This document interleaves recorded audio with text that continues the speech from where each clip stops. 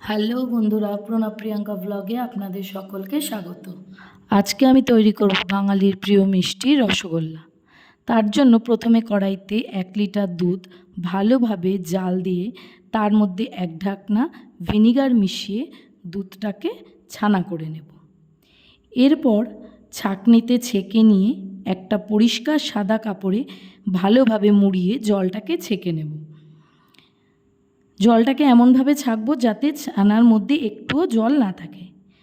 ছানাটিকে একটি পাত্রে নিয়ে হাতের তালু দিয়ে ভালোভাবে মেখে নেব যতক্ষণ না ছানাটি সফট ভাব আসছে। মাখা হয়ে গেলে এরপর ছোট ছোট বলের আকার করে নেব। এরপর গ্যাস অন করে কড়াই বসিয়ে তাতে 1.5 কাপ চিনি ও 2 বাটি জল দিয়ে হালকা একটা শিরা তৈরি করে নেব। ওই শিরার মধ্যে 3টি এলাচ দিয়ে দেব।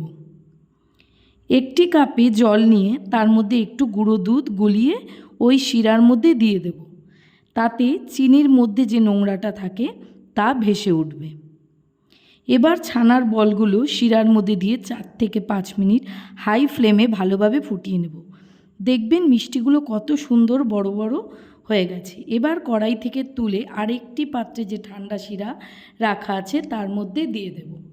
হয়ে যাবে মিষ্টি তৈরি। ভিডিওটি যদি ভালো লেগে থাকে তবে অবশ্যই লাইক, কমেন্ট, শেয়ার এবং সাবস্ক্রাইব করে দেবেন। ধন্যবাদ।